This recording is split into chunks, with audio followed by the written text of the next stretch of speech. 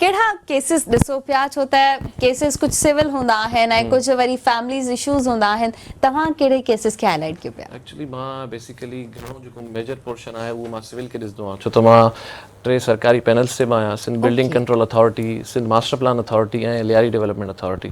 त मेजर जेको आहे असांजो कमु उहो सिविल जो आहे, पर फैमिली मैटर्स बि हूंदा आहिनि कुझु जेके माना चूज़ी, माना सभु त न पर का कुझु चूज़ी मैटर्स फैमिली बि खणंदा आहियूं।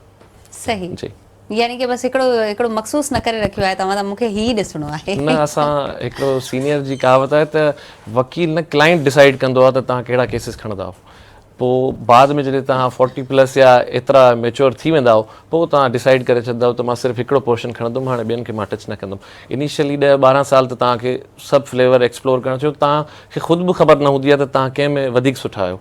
त पोइ फ़िलहालु उहो फेज़ हले पियो, इनशाला अॻिते 5-7 साल खां पोइ डिसाइड कंदासीं त कहिड़ो उहो हिकिड़ो आहे, पर मेजोरिटी में हींअर सिविल जा मैटर घणा आहिनि। सही, यानी कि असीं चई सघूं था त वकील साहिबान जेके बि हुजनि था उहे ओवरऑल केसिस ॾिसी सघनि था अगरि हू चाहिनि त। जी जी बिल्कुलु ॾिसी सघनि था, का हुन में का बि रिस्ट्रिक्शन न आहे, पर असां वटि ईअं हूंदो आहे जो इनिशियली सभु ॾिसंदा आहिनि मैटर, पोइ बाद में हली हू सिर्फ़ु हिकिड़ी कंहिं फील्ड में, बहितर बि ईअं आहे त हिकिड़ी फील्ड में मास्टर हुजणु बहितर आहे जो जैक ऑफ ऑल ट्रेड हुजे।